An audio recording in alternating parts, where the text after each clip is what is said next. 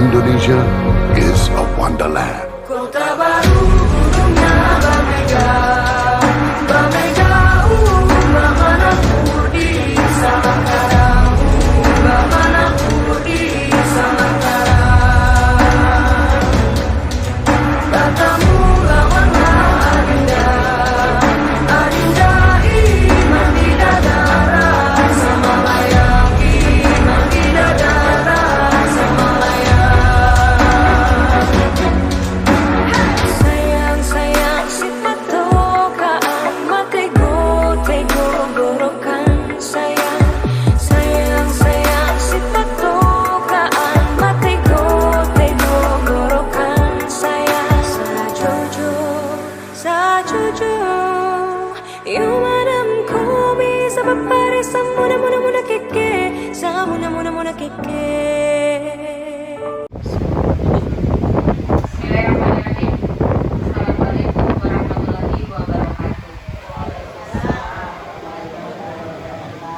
Yang terhormat dan yang kami muliakan Ibu Kepala UPT SPF SDN 26 Mateko, dan yang kami hormati rekan-rekan pendidik dan tenaga kependidikan UPT SPF SDN 26.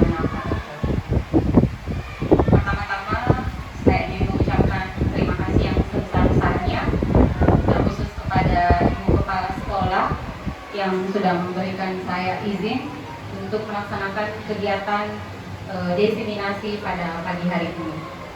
Ucapan terima kasih juga saya aturkan kepada rekan-rekan sekalian, Bapak dan Ibu guru karena sudah meluangkan waktunya untuk berada di tempat ini bertatap muka bersama-sama dalam mengikuti pelaksanaan kegiatan diseminasi pada pagi hari ini.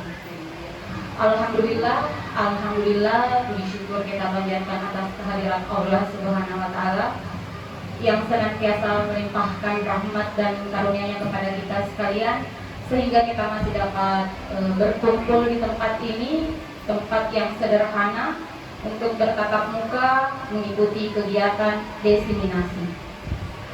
Tak lupa pula kita kirimkan salawat dan salam atas junjungan Nabiullah Muhammad Sallallahu Alaihi Wasallam, Nabi yang telah Nabi yang menjadi contoh, menjadi suri toladan bagi kita semua umat muslim di muka bumi ini.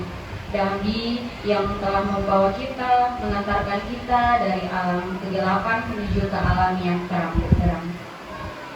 Baiklah Bapak dan Ibu, sebelum melangkah ke pemaparan materi yang akan saya sampaikan pada hari ini, di sini saya akan melaksanakan kegiatan yang dimaksudkan, yaitu diseminasi. Di mana diseminasi di sini merupakan suatu kegiatan yang ditujukan oleh individu tertentu dan juga kelompok tertentu untuk mendapatkan suatu informasi yang kemudian nantinya akan timbul kesadaran dan menerima dan memanfaatkan informasi tersebut. Namun sebelumnya Bapak dan Ibu, saya ingin memohon maaf juga terlebih dahulu karena nantinya di sini saya tidak bermaksud sama sekali untuk menggurui Bapak dan Ibu. Saya tidak bermaksud tahu akan hal dalam pemaparan materi di sini. Namun di sini saya hanya ingin berniat baik untuk berbagi pemahaman, berbagi pengetahuan dan berbagi pengalaman atas apa yang sudah saya dapatkan pada program pendidikan calon guru penggerak yang saya sedang jalankan pada saat ini. Dan alhamdulillah program pendidikan calon guru penggerak yang angkatan 7 ini saya sudah menjalankan selama kurang lebih 2 bulan lamanya. Namun saat ini ada break, ada jeda, tapi insya Allah akan dilanjutkan pada bulan Februari, yaitu tepatnya pada tanggal Februari nantinya. Dan insya Allah mudah-mudahan saya bisa menjalankan program pendidikan calon guru penggerak ini dengan lancar dan mendapatkan hasil sesuai dengan apa yang kita harapkan. Amin ya robbal alamin. Baiklah Bapak dan Ibu, tadi saya sudah menjelaskan bahwa apa itu diseminasi. Sekali lagi saya ingin menyampaikan bahwa kegiatan diseminasi yang akan saya jalankan di sini adalah merupakan penyebaran informasi akan hal yang sudah kita dapatkan. Di sini kegiatan diseminasi akan saya paparkan yaitu mengenai budaya positif. Nah, di sini diseminasi tentang budaya positif berada pada modul 1.4.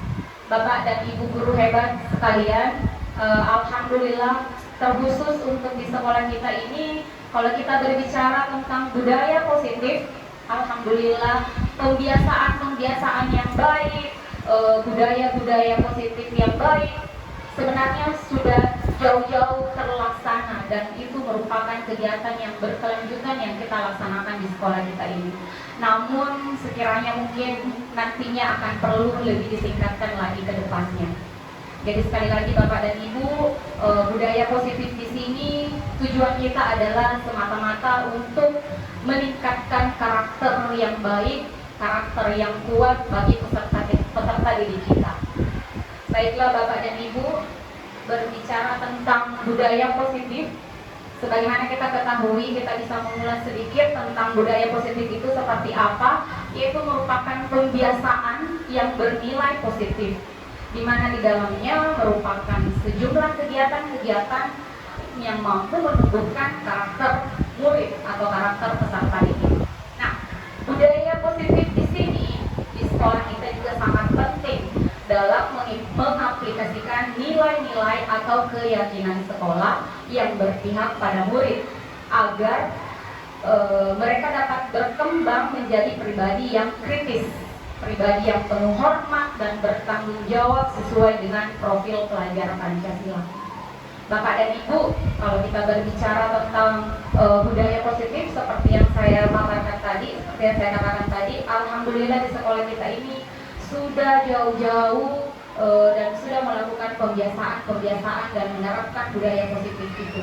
Nah, kita sudah bisa menyaksikan bersama, bekerja bersama, berkolaborasi secara bersama-sama bagaimana untuk menguatkan karakter peserta didik kita di sekolah kita ini. Nah, kalau kita juga berbicara tentang profil pelajar Pancasila, ini adalah kalimat yang didengung-dengungkan pada program pendidikan calon guru penggerak kami ini. Dan ini juga nantinya kita implementasikan pada IKM atau implementasi kurikulum Merdeka. Ini juga nantinya akan kita pelajari dan kita kembangkan melalui PMM atau apalagi namanya platform Merdeka Belajar, platform Merdeka Mengajar. Nah, Bapak dan Ibu, secara rinci kita bisa ketahui profil pelajar Pancasila itu seperti apa. Di sini ada 6. Profil Pancasila itu ada 6. Yang pertama adalah beriman dan bertakwa kepada Tuhan yang Maha Esa dan berakhlak mulia. Kemudian yang kedua adalah mandiri, bernalar kritis, kreatif, gotong royong, dan berkebinekaan global. Untuk menguatkan karakter peserta didik kita, yang paling pertama itu karakter yang paling harus dikuatkan adalah karakter yang beriman dan bertakwa kepada Tuhan yang Maha Esa dan berakhlak mulia. Mengapa demikian? Karena tidak bisa kita jalankan, kita tidak bisa terapkan karakter-karakter yang lain, kuatkan karakter-karakter yang lain pada peserta didik kita kalau karakter yang pertama ini belum mantap dulu, belum kuat dulu.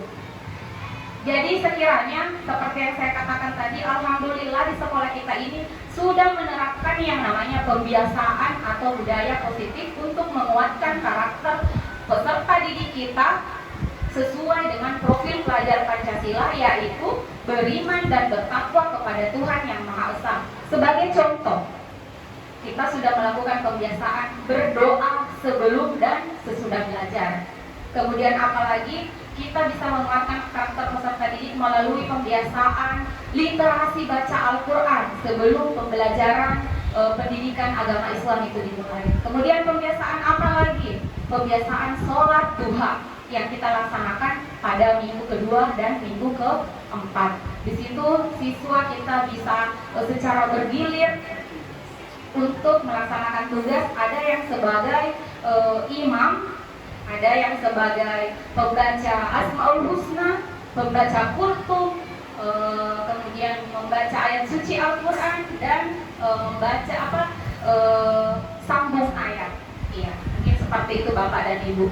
Jadi itu adalah contoh-contoh pembiasaan yang sudah kita terapkan di sekolah ini. Nah, nantinya kalau karakter ini sudah kuat, akan bisa menarik karakter-karakter yang lainnya. Karakter yang lainnya seperti apa yang sudah kita lihat adalah karakter mandiri, bernalar kritis, kreatif, gotong royong, dan berkebinekaan global. Nah, untuk karakter berkebinekaan global, di sini kita bisa kaitkan dengan peserta didik yang memiliki toleransi, nilai toleransi, nilai untuk menerima keberagaman, baik itu agama, suku, budaya, ras, adat istiadat, dan lain sebagainya. Berbicara tentang kebinekaan global, seperti kita ketahui Bapak dan Ibu, kita sekarang berada di era abad 21, abad era digital, di mana perkembangan zaman ini sangat pesat. Jadi mau tidak mau kita dituntut untuk mengikuti perkembangan zaman yang ada.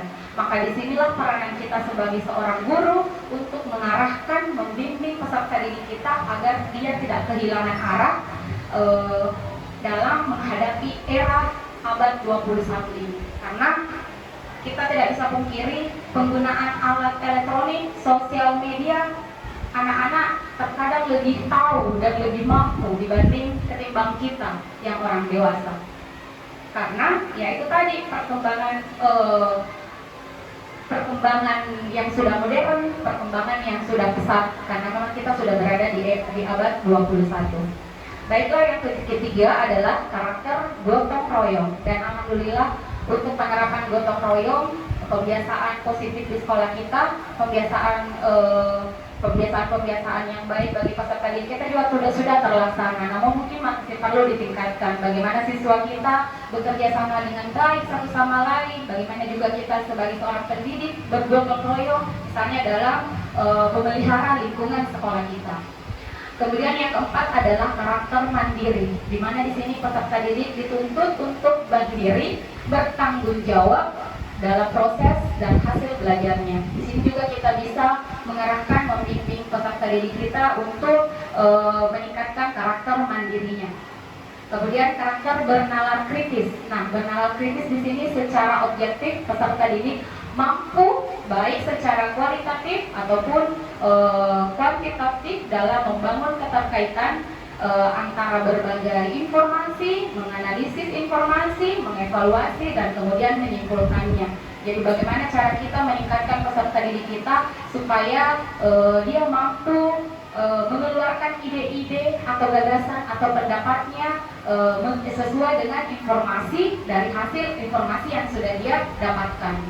Kemudian yang kelima adalah kreatif. Nah, pelajar kreatif di sini adalah memanfaatkan dan menghasilkan sesuatu yang secara original, bermakna, bermanfaat, dan berdampak baik.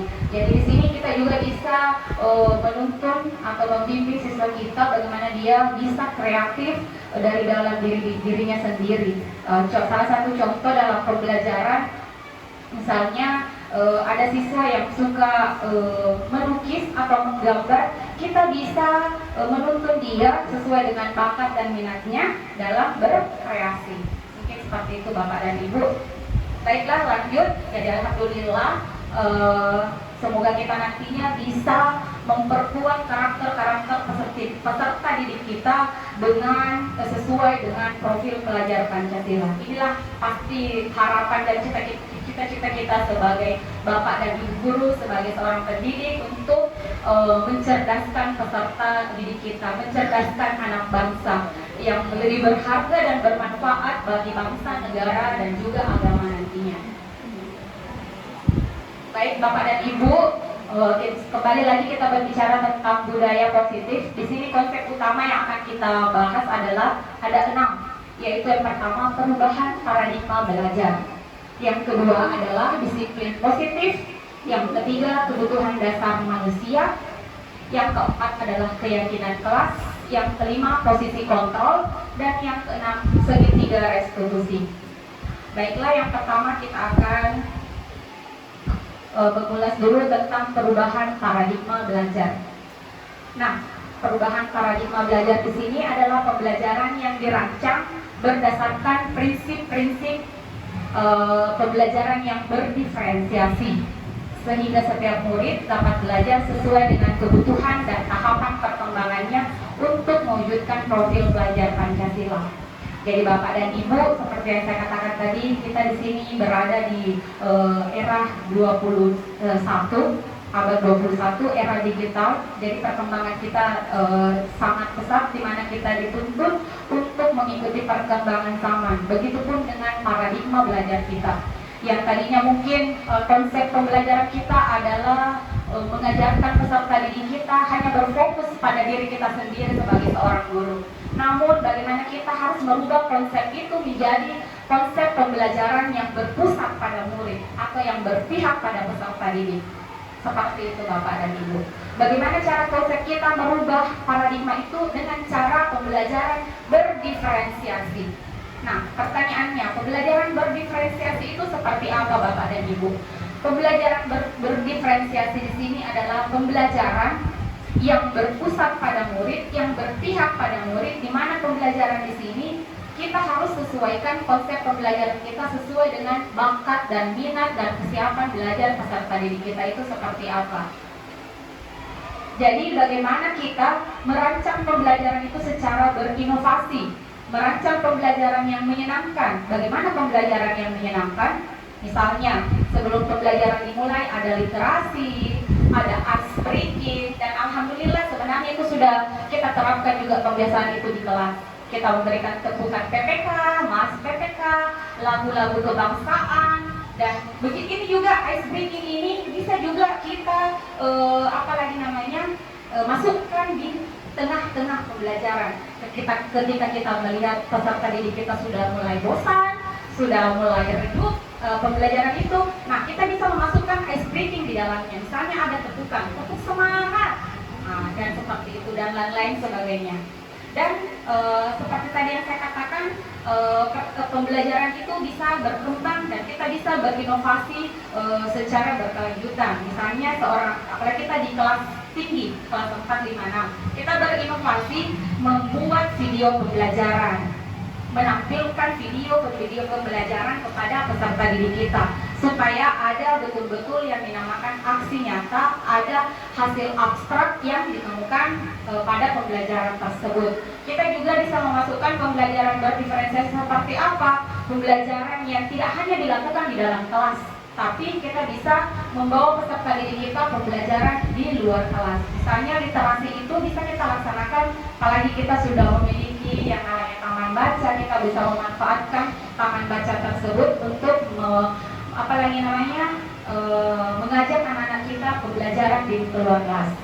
Jadi kembali lagi, pembelajaran berdiferensiasi itu seperti apa? Yaitu usaha untuk menyesuaikan proses pembelajaran di kelas untuk memenuhi kebutuhan belajar individu setiap peserta didik. Pembelajaran yang mengakomodir kebutuhan belajar murid, yaitu guru memfasilitasi peserta didik sesuai kebutuhan masing-masing, baik dari segi kesiapan belajar, bakat, dan minatnya. Nah, dengan melakukan pembelajaran berdiferensiasi tentunya akan memenuhi harapan dan kebutuhan peserta didik. Pembelajaran akan menjadi jauh lebih bermakna dan suasana yang proaktif akan terlaksana karena peserta didik terlibat langsung dalam proses pembelajaran sesuai dengan kodrat alam dan kodrat zamannya. Mungkin seperti itu Bapak dan Ibu. Karena kita juga bisa mengikuti dan mengimplementasikan filosofi Ki Hajar Dewantara bahwa pembelajaran itu adalah menuntut segala kodrat anak agar anak itu berkembang lebih baik sesuai dengan kodrat yang ada. Seperti itu Bapak dan Ibu. Baik, lanjut. Sekarang kita berada di konsep utama budaya positif yang kedua, yaitu disiplin positif. Nah, di sini ada pertanyaan pemantiknya Bapak dan Ibu. Apakah Anda setuju dengan pernyataan ini? 1. Hukuman dapat mendisiplinkan anak. Bagaimana Bapak dan Ibu? Apakah Bapak dan Ibu setuju dengan pernyataan tersebut? Hukuman dapat mendisiplinkan anak. Bagaimana Bapak dan Ibu? Setuju tidak? Setuju? Terus yang kedua, memberikan hukuman dengan hal positif seperti membaca atau membersihkan halaman sekolah dapat mendisiplinkan anak. Apakah setuju atau tidak dengan pertanyaan seperti ini? Setuju. Iya. Kemudian yang ketiga, pemberian penghargaan dapat meningkatkan motivasi belajar anak. Setuju atau tidak? Setuju. Iya, Bapak dan Ibu. Kita juga tidak bisa pungkiri Bapak dan Ibu, saya juga secara pribadi, untuk mendisiplinkan anak, terkadang kita memang memerlukan atau menjalankan yang namanya hukuman. Sedangkan kita sudah memberikan hukuman saja kepada anak, anak itu masih saja berbuat hal yang sama, hal yang salah. Apabila kita tidak memberikan dia hukuman.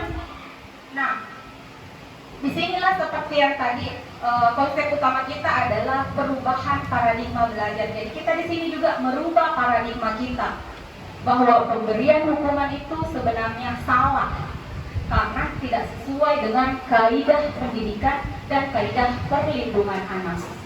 Apalagi sekarang sudah ada hukumnya ya Bapak dan Ibu, Undang-Undang Perlindungan Anak. Jadi kita mau tidak mau harus mengikuti aturan itu. Padahal waktu zaman kita sekolah dulu, pemberian hukuman itu sangat-sangat bagus sebenarnya, karena dapat mendisiplinkan kita. Tapi sebenarnya paradigma itu atau pemberian hukuman itu sebenarnya salah. Nah, berbicara tentang disiplin positif. Di sini disiplin positif dalam budaya kita, makna kata disiplin dimaknai menjadi sesuatu yang dilakukan seseorang pada orang lain untuk mendapatkan kepatuhan. Kita cenderung menghubungkan kata-kata disiplin ini dengan kepatuhan. Kemudian, sebagai pendidik, tujuan kita adalah menciptakan anak-anak yang memiliki disiplin diri, yang memiliki sehingga mereka bisa berperilaku dan mengacu pada nilai-nilai kebajikan yang universal dan memiliki motivasi intrinsik, bukan ekstrinsik. Maksudnya di sini motivasi dari dalam diri, bukan motivasi berdasar dari orang lain atau dari luar. Nah, kemudian disiplin positif. Disiplin positif di sini merupakan salah satu cara penerapan disiplin yang bertujuan untuk menumbuhkan kesadaran serta pengembangan anak untuk melakukan sesuatu tanpa adanya sorotan, tanpa adanya ancaman maupun hukuman. Jadi sekali lagi Bapak dan Ibu, paradigma kita atau konsep kita, cara kita untuk mendisiplinkan anak itu yang tadinya memberikan hukuman, marilah kita sama-sama merubahnya menjadi konsep konsekuensi. Seperti ini Bapak dan Ibu. Konsekuensi. Konsekuensi di sini adalah tindakan atau suatu tindakan atau akibat dari suatu perbuatan yang telah dilakukan. Tujuannya memberikan konsekuensi adalah untuk memberikan rasa tanggung jawab kepada siswa sehingga muncul kesadaran akan tanggung jawab dari dalam dirinya, sehingga disiplin itu lahir dari dalam diri tanpa adanya paksaan dari siapapun. Kemudian, apabila peserta didik sudah merasakan akibat buruk dari perbuatannya, mereka akan belajar bahwa perbuatannya itu salah. Jadi banyak sebenarnya kesalahan-kesalahan atau hal-hal yang dilakukan siswa itu bertentangan dengan aturan yang ada. Misalnya, secara singkat saja, contohnya hal-hal kecil, siswa itu tidak mengerjakan PR atau tidak mengerjakan tugasnya. Konsekuensi yang diberikan seperti apa? Yaitu bagaimana anak itu menyelesaikan tugas atau PR yang sudah diberikan. Misalnya, jam istirahat sudah berbel, maka anak itu tidak boleh istirahat sebelum tugasnya itu selesai. Mungkin dulu seperti biasa kita memberikan hukuman kepada anak-anak kita ketika mereka tidak mengerjakan PR, lari keliling lapangan misalnya. Itu sebenarnya sudah masuk dalam kategori hukuman karena menghukum secara fisik dan juga menghukum secara verbal. Seperti apa secara verbalnya? Karena anak-anak itu biasa cenderung nantinya akan dendam kepada guru tersebut, tidak menyukai lagi guru tersebut. Jadi Bapak dan Ibu, sekali lagi saya di sini bukan berarti saya sudah menerapkan secara efektif, tapi di sini saya juga baru belajar bagaimana cara menerapkan disiplin positif itu dengan menggunakan konsep konsekuensi, Bapak dan Ibu. Jadi semoga nantinya kita bisa dapat bersama-sama menerapkan konsep-konsep atau paradigma baru seperti ini. Itu mungkin Bapak dan Ibu. Selanjutnya ada di konsep utama disiplin budaya positif itu yang ketiga adalah kebutuhan dasar manusia. Kebutuhan dasar manusia di sini ada 5, yaitu bertahan hidup, kasih sayang dan rasa diterima, kebebasan, kesenangan, dan penguasaan. Kita membahas dulu yang pertama, yaitu bertahan hidup. Sebagaimana kita ketahui bahwa makhluk hidup itu, makhluk ciptaan Tuhan itu pasti memerlukan atau mempunyai kebutuhan untuk bertahan hidup. Kita saja manusia, untuk bertahan hidup kita memerlukan apa? Bernafas menggunakan udara, memerlukan udara yang segar. Kita memerlukan udara, makan dan minum untuk kelangsungan hidup kita, dan membutuhkan rumah sebagai tempat tinggal kita. Nah, untuk konsep pada peserta didik kita untuk bertahan hidup seperti ini Bapak dan Ibu. Mungkin kita terkadang biasa menjumpai peserta didik kita yang suka meminta-minta uang kepada temannya, atau dengan kata lain bahasanya memalak uang temannya.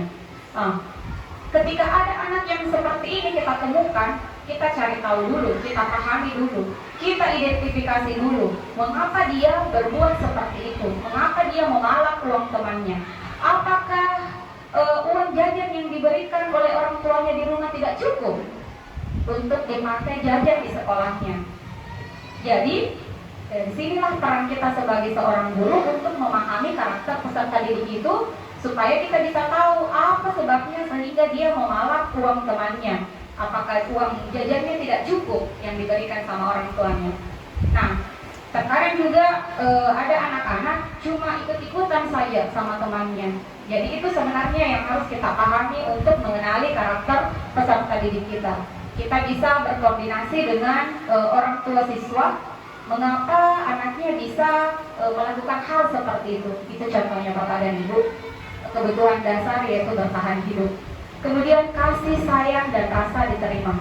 Terkadang juga di sini kita menjumpai siswa ada yang cenderung selalu saja mencari-cari perhatian di kelas. Ada yang berteriak-teriak, suka dekat dengan bapak dan ibu guru. Nah, kita di sini peran kita sebagai guru bisa juga memahami karakter peserta didik kita. Apakah dia kurang kasih sayang di rumahnya, sehingga di sekolah dia selalu mencari perhatian bapak dan ibu gurunya. Jadi disinilah peran kita juga sebagai seorang guru untuk memenuhi kebutuhan peserta didik kita, untuk memenuhi kebutuhan akan adanya kasih sayang dan rasa diterima di kelas itu. Kemudian kebutuhan yang selanjutnya adalah kebebasan. Ada juga terkadang anak-anak peserta didik kita jumpai di kelas, dia ingin bebas, dia tidak ingin mendengarkan orang-orang yang ada di sekitarnya, tidak dia menghiraukan teman-teman yang ada di sekitarnya. Nah, di sini juga kita masuk, peran kita juga sebagai seorang guru, kita masuk dan memahami peserta didik kita. Apakah di sekolah, di rumahnya dia ada tekanan batin, ada tekanan dilarang untuk bermain atau dan lain sebagainya oleh orang tuanya. Maka disinilah anak-anak ini membutuhkan yang namanya kebutuhan akan kebebasan. Nah, peran kita juga sebagai seorang guru, bagaimana kita memenuhi kebutuhan akan kebebasan peserta didik kita. Nah, kemudian selanjutnya kebebasan kesenangan. Terkadang juga ada peserta didik kita jumpai, kalau pada saat yang pelajaran dimulai, proses pembelajaran dimulai itu hanya duduk diam saja. Tapi pada saat ice breaking, dia apalagi namanya bersemangat. Jam istirahat dia suka berlarian, dia suka lari-larian, bermain dengan temannya. Nah, di sini juga kita masuk peran kita seorang guru bisa memasuki karakteristik anak itu, memahaminya bahwa mungkin ini anak kurang bermain di rumahnya, kurang senang di rumahnya. Jadi di sini peran kita sebagai seorang guru bagaimana memenuhi kebutuhan akan kesenangan peserta didik kita. Begitupun juga dengan penguasaan. Terkadang juga kita menjumpai siswa yang selalu ingin berkuasa di kelas. Dia saja yang ingin menjadi seorang pemimpin. Nah, di sini juga kita bisa memasuki atau memahami karakteristiknya dan bisa memperbaiki karakter yang ada, bahwa memberikan pemahaman, memberikan bimbingan bahwa perbuatan itu tidak baik. Nah, kita tidak boleh selalu menguasai teman kita. Jadi mungkin inilah kebutuhan dasar manusia yang harus terpenuhi dengan baik. Jadi Bapak dan Ibu, peran kita, kembali lagi ke peran kita sebagai seorang guru adalah menjadi orang pengganti orang tua siswa di rumah. Bagaimana kita menuntun anak-anak kita, membimbing anak-anak kita, dan memenuhi kebutuhannya sebagai seorang peserta didik di sekolah. Mungkin seperti itu Bapak dan Ibu. Lanjut, ini juga keyakinan kelas. Ini juga konsep utama dari budaya positif, yaitu keyakinan kelas. Nah, kita juga di sini merubah paradigma kita, merubah konsep kita yang tadinya kita menggunakan aturan atau menggunakan tata tertib sekolah, menggunakan aturan atau tata tertib kelas. Maka kita ganti menjadi keyakinan kelas. Bapak dan Ibu, seperti tadi yang saya katakan, kita mengikuti perkembangan zaman yang ada. Kita mengupdate, kita mengupgrade, supaya kita juga bisa mengikuti perkembangan yang ada. Maka inilah yang harus kita update, yang harus kita upgrade, yang harus kita ubah. Konsep kita yaitu aturan atau tata tertib sekolah diganti menjadi keyakinan kelas. Keyakinan kelas itu seperti apa? Yaitu salah satu disiplin positif yang bisa kita terapkan dalam membangun budaya positif di sekolah. Dengan adanya keyakinan kelas di setiap kelas diharapkan dapat mewujudkan tujuan pendidikan yang berorientasi pada profil pelajar Pancasila. Jadi tujuannya di sini adalah keyakinan kelas itu menumbuhkan budaya positif dengan membuat kesepakatan kelas, dengan melakukan kebiasaan positif di kelas, menumbuhkan sikap tanggung jawab pada diri peserta didik atas pemilihan aspirasi idenya melalui kesepakatan kelas, menumbuhkan rasa menghargai diri sendiri dan orang lain. Jadi untuk menerapkan disiplin positif itu, kita bisa terapkan yang namanya keyakinan kelas kita di kelas kita. Jadi sebelumnya tidak ada yang namanya keyakinan kelas ya Bapak dan Ibu, yang ada hanya aturan dan tata tertib sekolah. Maka dari itu mulai sekarang semoga Bapak dan Ibu juga bisa menerapkan konsep ini di kelasnya masing-masing. Karena alhamdulillah melalui pengetahuan atau ilmu yang baru yang saya dapatkan pada program guru penggerak, nah di sini saya juga sudah menerapkan yang namanya keyakinan kelas di kelas saya. Tapi sebelum adanya keyakinan kelas Bapak dan Ibu, kita terlebih dahulu melakukan yang namanya kesepakatan kelas. Jadi apa itu kesepakatan kelas? Jadi hasil atau kegiatan yang sudah terlaksana melalui ide atau gagasan setiap masing-masing peserta didik kita bersama wali kelasnya masing-masing. Nah, ini termasuk budaya positif di kelas kita Bapak dan Ibu.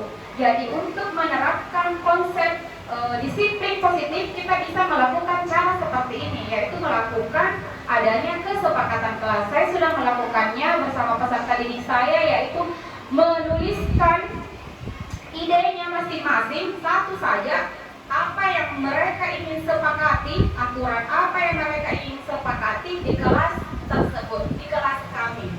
Nah, kemudian menuliskannya di kertas tempel, kemudian menempelkannya di papan tulis.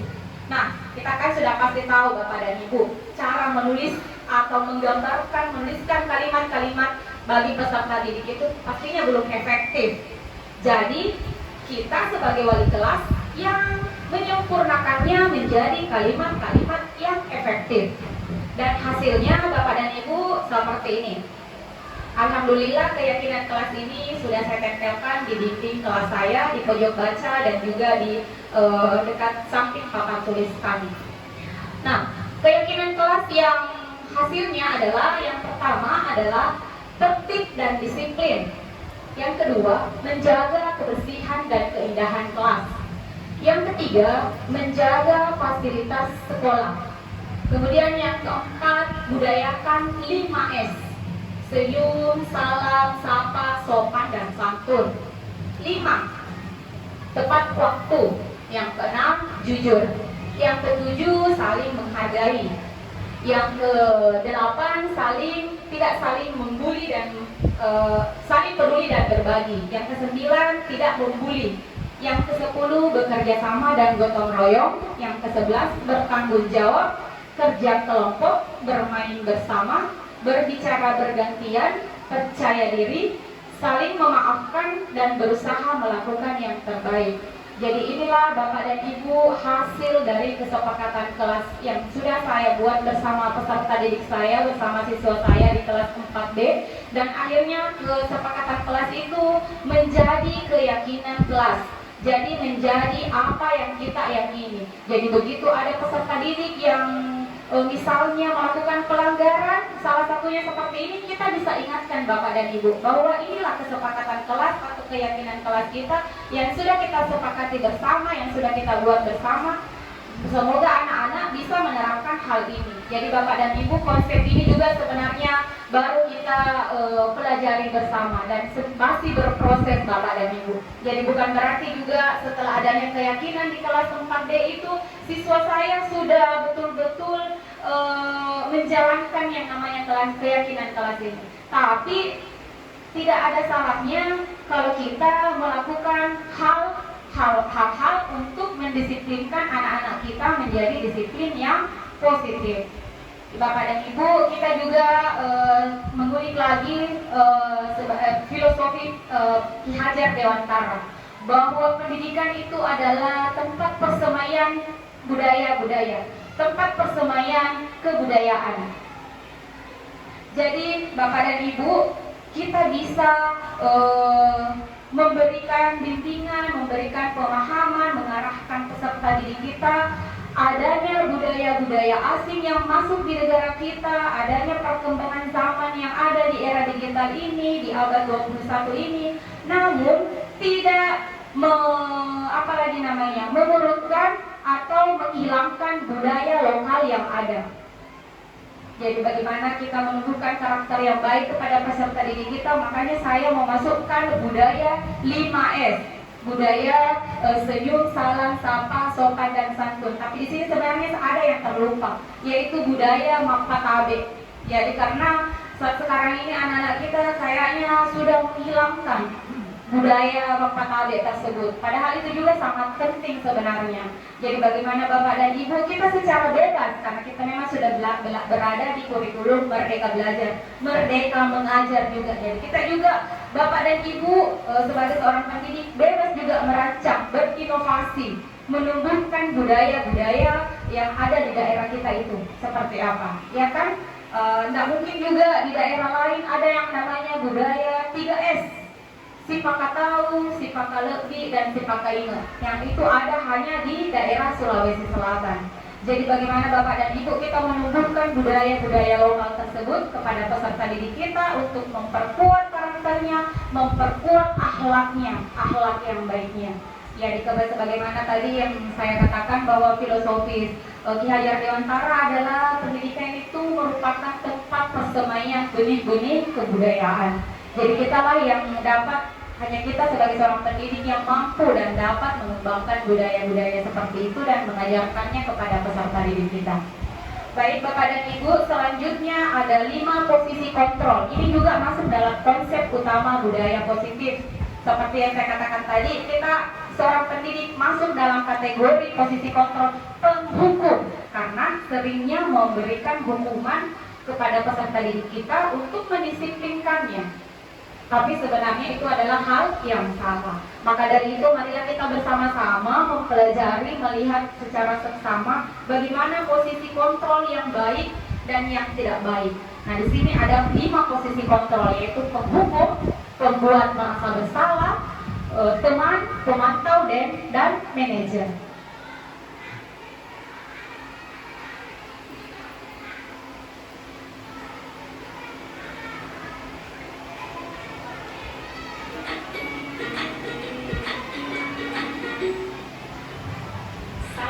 Ya, Ibu dan Bapak guru hebat.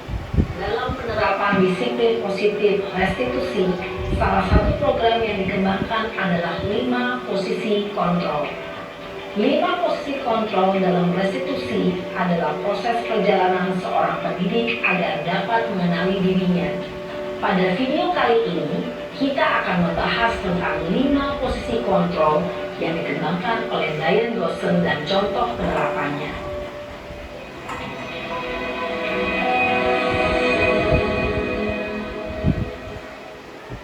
5 posisi kontrol itu adalah 1. Posisi penghukum. 2. Posisi pembuat merasa bersalah. 3. Posisi teman. 4. Posisi pemantau atau monitor. Dan 5. Posisi manajer.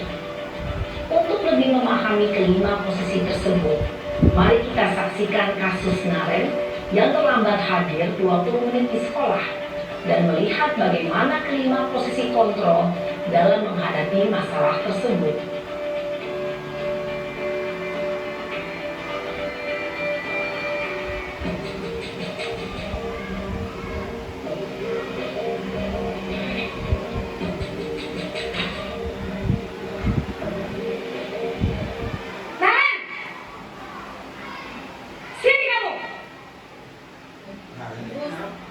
Selamat pagi, Bu.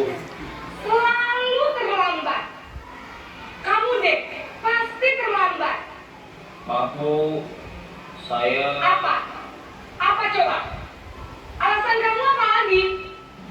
Kapan sih kamu tidak terlambat? Malas sekali ya kamu jadi anak. saya Dasar pemalas. Gak kapok-kapok sih kamu. Sudah berapa kali terlambat? Sana, kamu keliling lapangan basket 2 kali.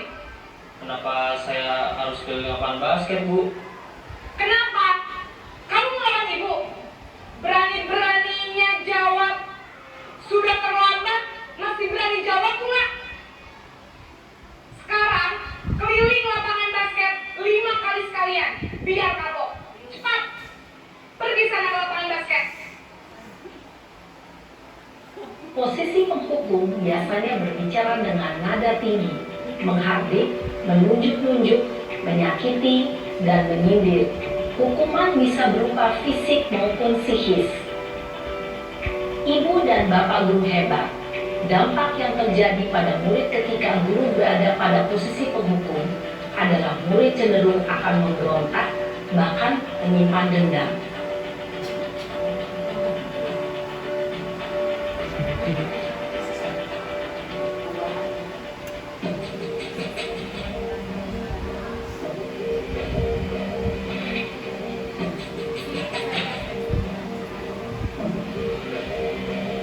Naren!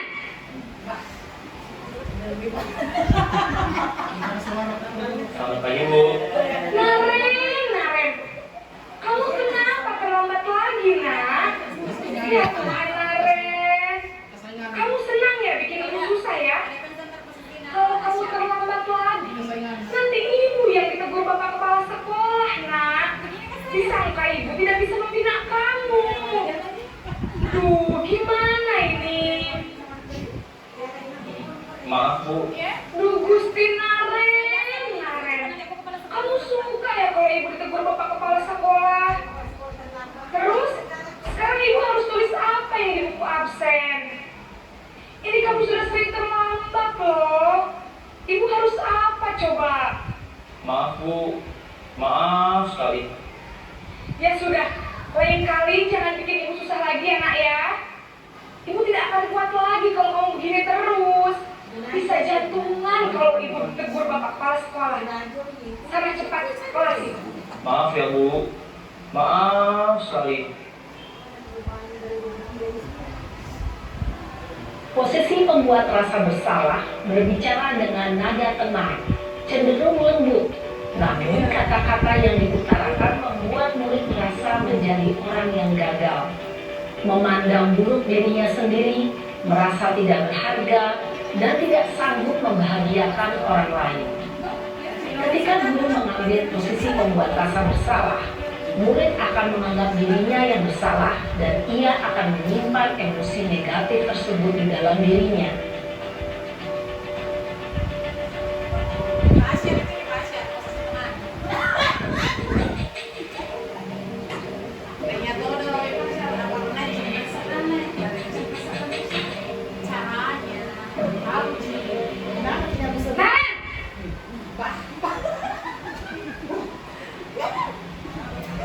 Selamat pagi, Bu. Wah, sudah jam berapa ini, Nak? Lagi sayang. Iya, Bu. Habis ibu saya belum membangunkan saya, Bu.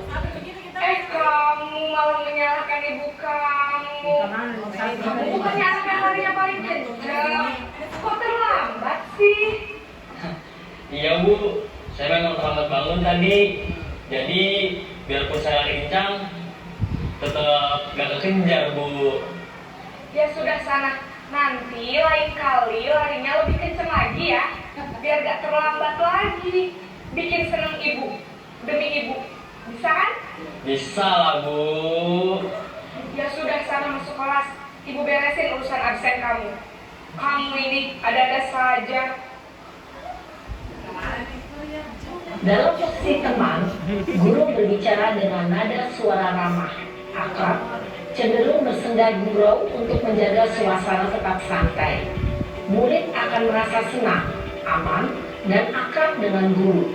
Identitas yang tercipta adalah identitas sukses atau berhasil. Namun, perlu diingat, karena ini masih dorongan eksternal, maka ada faktor ketergantungan dari murid kepada orang tertentu. Di sini, guru absennya, sehingga di lain waktu, murid bisa berperilaku baik, namun hanya kepada orang-orang tertentu saja.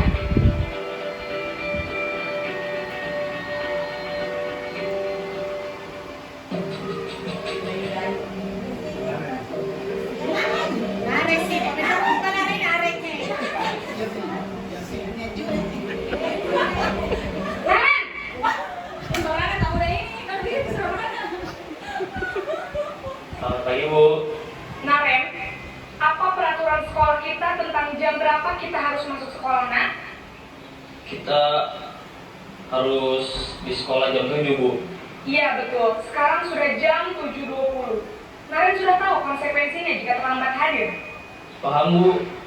Saya harus tinggal kelas pas jam istirahat selama 20 menit. Iya benar, konsekuensinya demikian. Jadi nanti jam 9.30 pas istirahat, kamu harus tinggal di kelas, kerjakan tugas tambahan untuk ketertinggalan kamu, ya? Baik, Bu. Posisi pemantau mengandalkan penghitungan atau data untuk mengontrol murid. Guru mengarahkan murid berdasarkan peraturan dan konsekuensi. Seorang pemantau menunjukkan bahasa tubuh dan ekspresi wajah yang datar dan cenderung formal.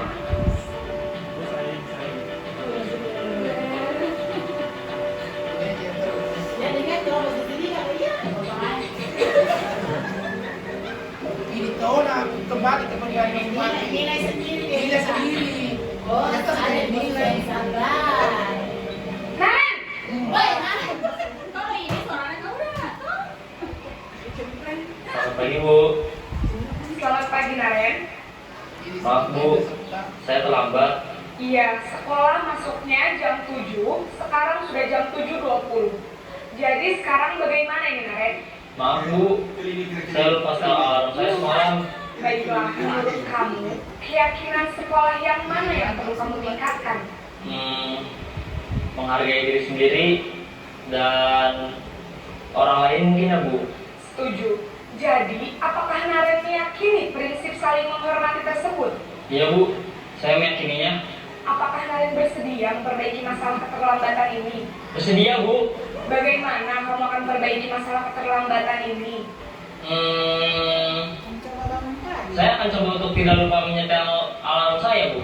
Baik, kalau Naren lupa menyetel alarm di rumah, ada orang yang kira-kira bisa bantu mengingatkan tidak? Ada, Bu. Kakak saya, Kak Emma. Ada lagi selain Kak Emma? Selain Kak Emma, ada ibu saya. Baik, Jadi yang mengingatkan Naren adalah Kak Emma dan ibu kamu ya. Kira-kira akan mulai setel alarm kapan nih Naren? Setelah pulang sekolah, akan segera saya lakukan. Baik, jadi Naren akan setel alarm untuk bangun besok pagi dan akan diingatkan oleh kakak dan ibunda Naren ya. Ada lagi yang mungkin perlu dilakukan Naren agar tidak terlambat bangun lagi? Tidak ada, Bu. Baik Naren, terima kasih untuk kerjasama kamu. Sekarang kamu turun kembali ke kelas untuk belajar. Baik, Bu. Terima kasih. Posisi manajer adalah posisi kontrol yang disarankan untuk membimbing murid memiliki sikap disiplin yang positif, yaitu murid yang mandiri, bertanggung jawab, dan dapat memecahkan masalah. Tujuan dari posisi ini adalah agar murid dapat berefleksi atas tindakannya. Guru akan dengan tulus memberikan pertanyaan-pertanyaan bermakna, sehingga membuat murid dapat belajar dari kesalahannya dan mencari sebuah solusi untuk menyelesaikannya. Ibu dan Bapak guru hebat, setelah mengamati adegan kelima posisi kontrol tadi, kira-kira posisi mana yang paling ideal? Posisi mana yang dapat menunjang motivasi intrinsik murid? Ya, tentu posisi manajer. Posisi ini memang posisi ideal yang ingin dituju setiap pendidik. Pada posisi inilah, guru dapat menerapkan disiplin positif yang berpihak pada murid, yang memerdekakan murid. Perjalanan seorang pendidik tentunya tidak mudah untuk sampai pada posisi seorang manajer. Namun, tujuan kita pasti, yaitu menciptakan murid-murid yang mandiri, merdeka, dan bertanggung jawab.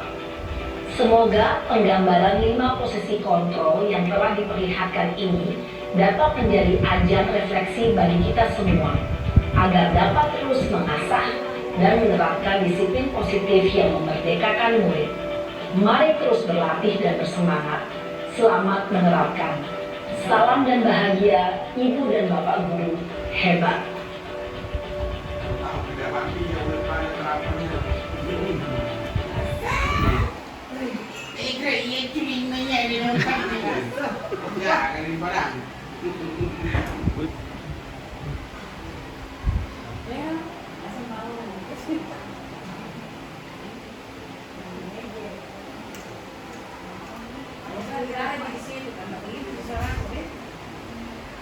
Ya, jadi itulah Bapak dan Ibu, ada 5 posisi kontrol yang bisa tadi kita lihat secara saksama, dan semoga kita bisa dapat menerapkan posisi-posisi kontrol yang ideal yang semestinya kita lakukan dalam menghadapi peserta didik kita ketika ada yang melakukan kesalahan atau ada yang melanggar keyakinan sekolah kita, yaitu berada pada posisi manajer.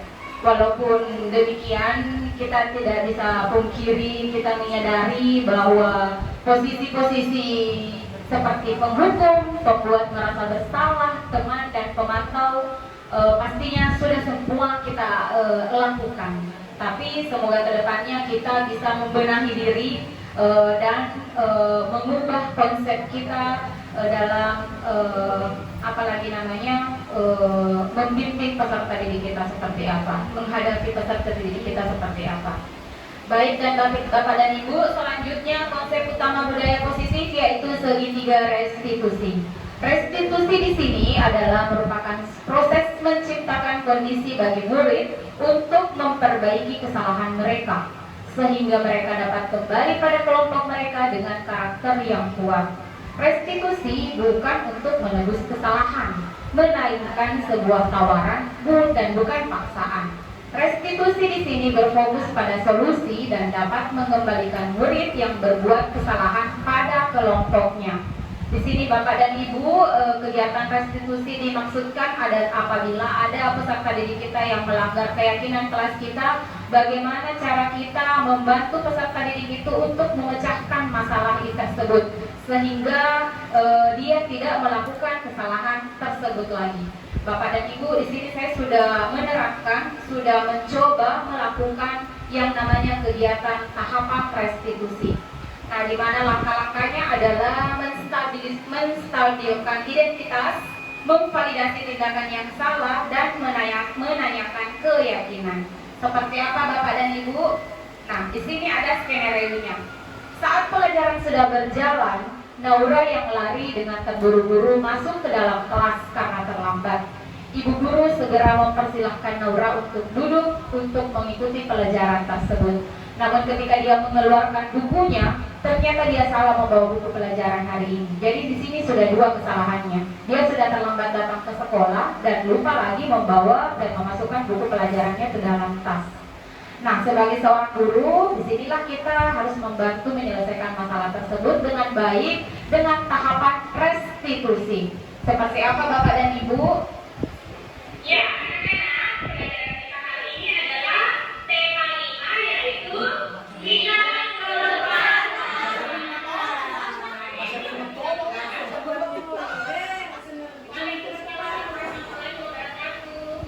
Memori. Ya, tidak apa-apa Naura. Silakan duduk. Murid kita bersama. Ya, Naura langsung saja ya naikkan buku pelajarannya hari ini.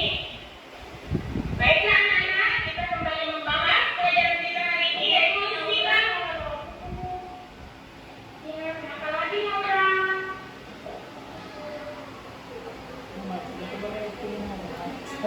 Ya, tidak apa-apa Naura. Naura bisa pakai buku yang lain saja dulu ya. Nanti bisa dijelaskan di buku pelajarannya. Nah, di sini kita bisa lihat bersama Bapak dan Ibu kesalahan Yang sudah dilakukan oleh Naura. Nah, bagaimana untuk menciptakan kondisi, bagaimana untuk menstabilkan kondisi tersebut agar Naura ini bisa kembali ke posisi pada kelompoknya. Pak Naura tahu mengapa Ibu Guru memanggil Naura ke sini? Tahu Bu, karena Naura membuat kesalahan. Apa kira-kira kesalahan Naura? Yang pertama Naura terlambat datang ke sekolah, dan yang kedua Naura lupa memasukkan buku pelajaran hari ini. Menurut Naura, apa itu sebuah kesalahan? Iya Bu, itu kesalahan karena melanggar peraturan sekolah. Naura, dulu juga pernah melakukan kesalahan. Jadi, marilah kita memperbaikinya bersama ya. Iya Bu. Nah, sekarang Ibu Guru tanya, pasti Naura punya alasan. Mengapa Naura sampai datang terlambat hari ini? Sampai lupa membawa buku pelajarannya. Iya Bu, tadi malam Naura tidak belajar dan asik menonton TV hingga larut malam. Apa Bunda tidak marah, Naura? Tidak Bu. Naura, menonton TV itu memang asik, tapi alangkah baiknya Naura belajar dulu, baru menonton TV. Iya Bu. Naura juga, jika ingin menonton TV, jangan sampai larut malam, karena dapat merugikan Naura. Naura bisa datang tidak tepat waktu ke sekolah, datang terlambat ke sekolah, Iya Bu. ya? Iya Bu. Nah, sekarang Ibu Guru tanya, apa Naura masih ingat apa keyakinan sekolah kita? Ingat Bu. Yang pertama mematuhi peraturan sekolah, dan yang kedua upacara setiap hari Senin. Naura, jika Naura sudah ingat dan tahu tentang keyakinan sekolah kita, berarti Naura harus mematuhinya ya. Iya Bu. Karena itu sudah menjadi keyakinan sekolah kita Iya Bu. dan kita sepakati secara bersama-sama. Ya. Iya Bu. Nah, baiklah. Ibu harap Naura tidak melakukan kesalahan yang sama lagi ya. Iya Bu. Baiklah Naura. Naura bisa kembali ke kelas ya. Iya Bu.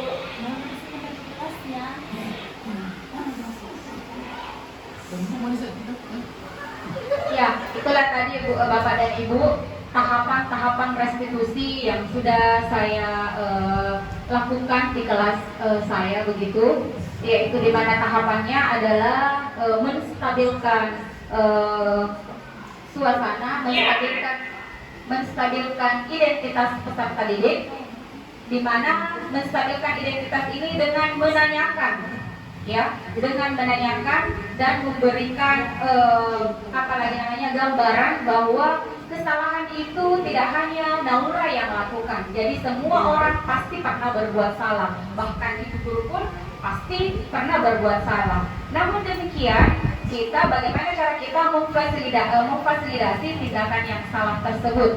Bagaimana cara kita menemukan atau mencari solusi bagaimana untuk agar Naura tidak lagi berbuat kesalahan yang sama? Kemudian yang terakhir tahapannya adalah menanyakan keyakinan. Jadi dari kesepakatan kelas yang sudah kita buat tadi dan kita menempelkannya di kelas kita bahwa kita sudah meyakini adanya keyakinan kelas kita. Disitulah kita melakukan langkah-langkah segitiga restitusi. Mungkin seperti itu Bapak dan Ibu. Itulah tadi konsep-konsep utama budaya positif yang sudah saya paparkan, yang sudah saya sebarkan, yang sudah saya diseminasikan kepada Bapak dan Ibu guru. Mungkin seperti itu Bapak dan Ibu guru.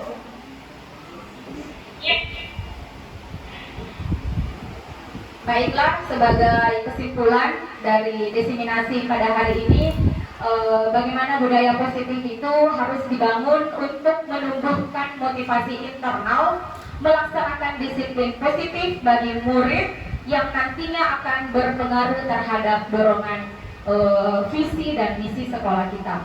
Bagaimana kita membangun budaya positif? Tentu saja tidak bisa dilakukan sendiri, melainkan seluruh stakeholder yang ada di sekolah kita ini. Yang mana yang dimaksud adalah kepala sekolah, guru, tenaga pendidikan, dan murid itu sendiri. Bahkan dibutuhkan juga dukungan dari luar, yang mana dukungan dari luar itu adalah dukungan orang tua dan komite sekolah.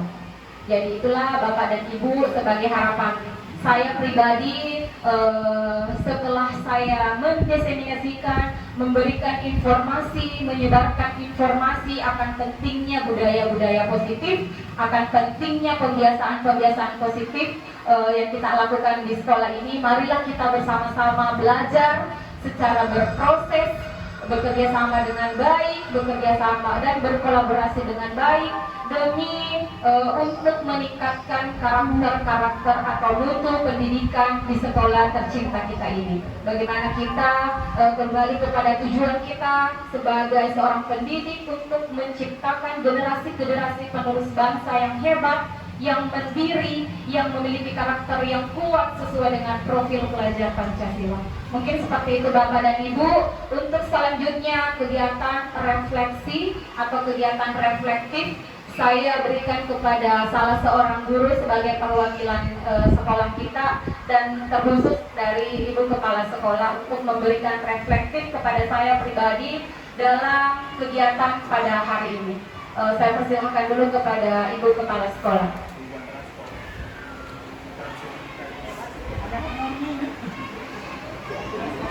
Bismillahirrahmanirrahim. Assalamualaikum warahmatullahi wabarakatuh. Waalaikumsalam warahmatullahi wabarakatuh. Alhamdulillahirrahmanirrahim. Saya sangat bersyukur kepada Bapak dan Ibu, khususnya kepada Ibu penggerak di sekolah kita ini, bahwa dengan mempresentasikan, memaparkan tadi apa yang diberikan sebagai bentuk untuk merubah kita, karena sebenarnya ini sejak saya menjadi CPNS memang begitulah aturan-aturan yang perlu kita selalu diterapkan. Namun dengan adanya beberapa kendala sehingga barangkali dengan kurangnya kita sebagai pendidik diberikan pelatihan atau workshop dan sebagainya, sehingga pendidikan kita bukan berkurang tapi bergeser sedikit. Maka dengan adanya guru penggerak yang diberikan oleh pemerintah yang sebagai bentuk sangat diharapkan ke depan, karena kita mulai pada tahun ini umpamanya dengan perubahan seperti guru penggerak, maka kita akan lihat hasilnya 25 tahun yang akan datang. Jadi bukan berarti sesaat kita mau merubah semuanya. Hanya usul sebagai keyakinan yang diterapkan tadi, alhamdulillah sangat baik sekali. Juga di sini tadi 17 keyakinannya di kelas 4B. Tetapi saya sebagai penanggung jawab di sini, marilah kita dulu bersama-sama untuk keyakinan itu sedikit demi sedikit. Walaupun 2 keyakinan itu kita terapkan, yang penting dilaksanakan semua, maka kita berkelanjutan. Artinya setiap bulan kita berkeyakinan 2K atau 3. Kalau insya Allah ini ada perubahan, maka kita lebih meningkatkan lagi. Dan bisa juga ini semua akan ditampilkan bisa di depan kelasnya sebelum masuk, supaya anak-anak, walaupun itu 2 keyakinan dulu, yang penting anak-anak sanggup menerapkan atau tidak. Tetapi ya anak-anak memang itu yang diharapkan, lebih banyak lebih bagus. Tetapi lebih kontrolnya juga agak kalau banyak 1 bulan insya Allah kita keyakinan 1 bulan atau 1 minggu 2 minggu insya Allah ada perubahan, ya ditambah. Ya, itulah barangkali sebagai usul ya, sebagai melihat kondisi anak-anak kita, ya mudah-mudahan sedikit demi sedikit bisa berubah dengan baik. Itulah yang perlu saya sampaikan. Semoga lebih bagus semua, bukan saja guru penggerak, tetapi semua ini adalah guru penggerak di 21 kursus di sini. Mari kita sama-sama menggerakkan diri kita semua, khususnya saya sebagai pribadi penanggung jawab. Masih banyak kekurangan saya, maka saya berkeyakinan yang pertama dulu, kalau saya keyakinanku di sini yaitu datanglah tepat waktu, artinya jangan terlambat, walaupun 1 keyakinan. Itulah yang perlu saya sampaikan. Kurang lebihnya mohon dimaafkan. Assalamualaikum warahmatullahi wabarakatuh. Waalaikumsalam warahmatullahi wabarakatuh. Ya, terima kasih terkhusus kepada Ibu Kepala Sekolah atas motivasi yang diberikan kepada saya pribadi. Selanjutnya kegiatan reflektif akan dilanjutkan oleh salah seorang guru untuk memberikan refleksinya dari hasil diseminasi yang saya laksanakan. Dengan ini dipersilahkan.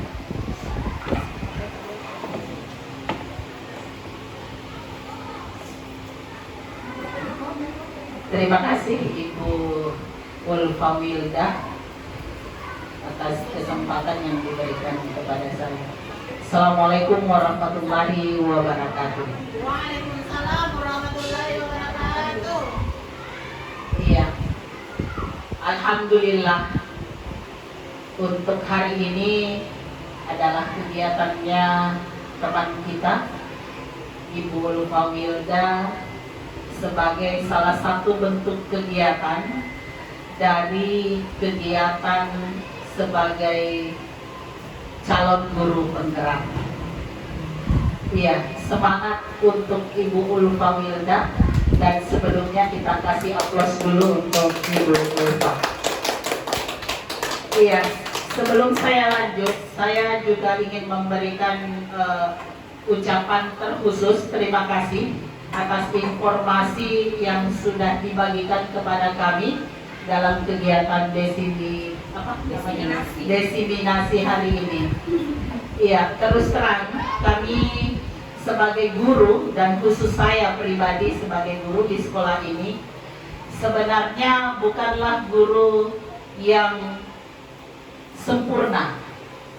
Kenapa saya bilang dengan informasi yang Ibu Ulfa berikan kepada kita hari ini, sebenarnya dalam hati saya mengatakan bahwa saya begitu Ji, saya tahu Ji, iya. Dalam hati saya terus terang, saya memang secara teori tahu Ji yang begini-begini. Iya, mungkin semua juga teman-teman tahu bahwa tidak boleh begini, tidak boleh begitu, harus sabar, harus ini, karena itulah pribadi profesi kita sebagai seorang guru, di mana banyak sekali karakter dari siswa kita yang bukan hanya 50 macam. Ya, jadi apa yang kita saksikan tadi sebenarnya sudah ada dalam diri kita semua. Tetapi secara praktek, secara kesempurnaannya mungkin kita baru mencapai sampai 50% atau bahkan sampai 80%. Selanjutnya, kegiatan ini dari materi tadi yang sudah diberikan, saya ingin memberikan satu pertanyaan kepada Ibu Ulfa, dan mungkin pertanyaan ini sudah ada dalam benak Ibu Ulfa atau sudah pernah diberikan dalam pendidikan guru penggeraknya. Begini Bu Ulfa, secara teori yang tadi dipaparkan itu adalah kesempurnaan sebuah kegiatan dalam seorang guru, dalam pribadi seorang guru. Jika itu dilaksanakan, alhamdulillah, barangkali tidak ada masalah dan tidak ada siswa yang bermasalah yang akan kita dapatkan dalam keseharian kita. Tetapi sebagai seorang pakar teori, mungkin eksperimen yang dia lakukan saat membuat teorinya menjadi sebuah teori yang benar dan diakui oleh publik, itu mereka mengambil sampel dari sekolah-sekolah yang mutunya bagus, kemudian sekolah yang berada di lingkungan kota, di lingkungan yang memiliki situasi yang sangat berbeda dengan kita, lingkungan kita di daerah. Nah, sekarang pertanyaan saya, ketika teori ini kita sudah ingin terapkan di lapangan, apakah di saat teori ini tidak sesuai dengan konsep lapangan yang kita dapatkan, apakah kita bisa dikatakan sebagai bukan seorang guru yang hebat? Ataukah kita ini dikatakan sebagai seorang guru yang tidak melakukan tugasnya dengan baik? Itu pertanyaan saya yang pertama.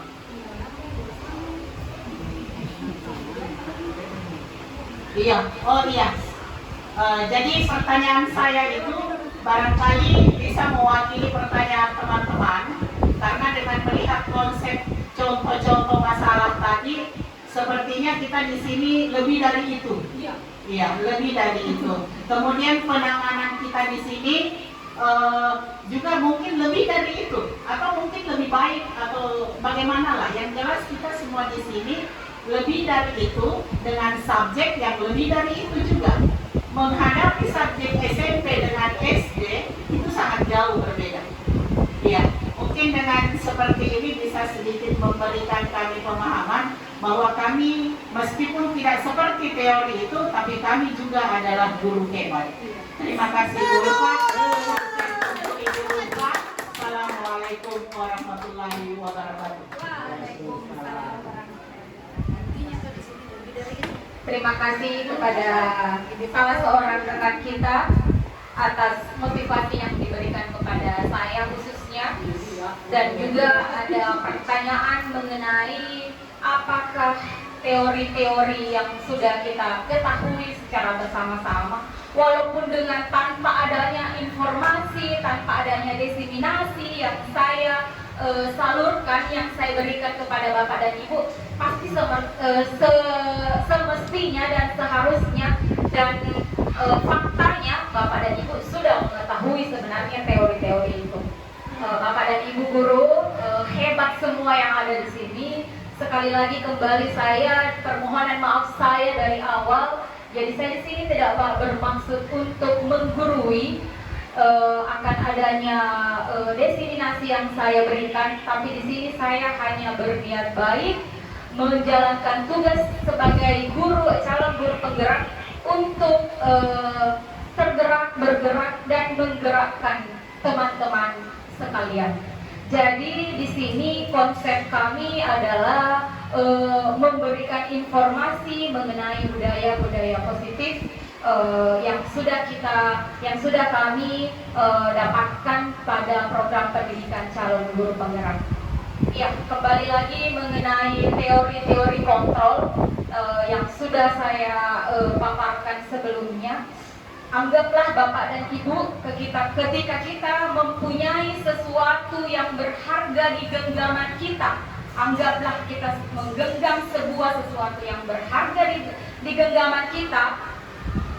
Jika ada orang lain yang berusaha membuka genggaman tangan kita itu, apa yang akan kita lakukan? Apakah kita mau membukanya dengan begitu saja? Apakah dengan bujukan, dengan rayuan, dengan paksaan orang lain? Apakah Anda juga Bapak dan Ibu akan membuka genggaman tersebut? Jadi genggaman ini tidak ada yang tahu Bapak dan Ibu. Tidak ada yang tahu apakah kita bisa membukanya atau tidak. Apakah orang lain bisa membukanya secara paksa atau tidak. Jadi kembali lagi ke teori kontrol. Tidak ada yang bisa, yang dapat mengontrol diri kita kecuali diri kita sendiri Bapak dan Ibu. Jadi walaupun kita sudah mengetahui teori-teori yang ada mengenai bagaimana konsep pembelajaran, konsep pendidikan untuk mencerdaskan peserta didik kita, tidak ada yang bisa Bapak dan Ibu selain diri kita sendiri yang dapat menyadari akan hal itu. Jika kita sudah mengetahui teori itu dan apabila kita belum menerapkannya, itu kembali lagi kepada diri kita Bapak dan Ibu. Tapi itu tidak sama sekali mengganggu posisi kita sebagai seorang guru yang hebat. Yang namanya seorang guru, yang namanya seorang pendidik, sudah pasti tugas kita adalah memberikan pengajaran, memberikan pendidikan, memberikan pengetahuan, dan menuntut peserta didik kita ke arah yang lebih baik. Jadi tidak menutup kemungkinan Bapak dan Ibu.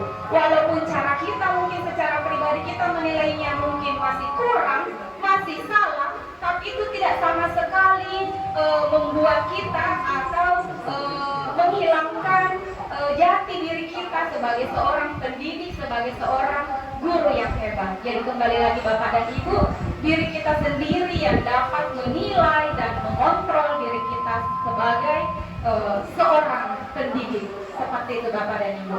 Sekali lagi Bapak dan Ibu, di sini saya hanya mendefinisikan budaya-budaya positif, konsep-konsepnya itu seperti apa, karena apalah artinya kita sebagai manusia, sebaik-baiknya manusia, alangkah baiknya manusia itu bisa bermanfaat kepada orang banyak, kepada orang lain. Dan apalah artinya ilmu yang kita miliki, ilmu yang kita punya, kalau kita tidak mampu untuk membaginya kepada orang lain. Mungkin seperti itu Bapak dan Ibu. Lebih dan kurangnya mohon dimaafkan. Semoga kegiatan pada hari ini dapat bermanfaat bagi kita semua. Sekian dan terima kasih. Wassalamualaikum warahmatullahi wabarakatuh.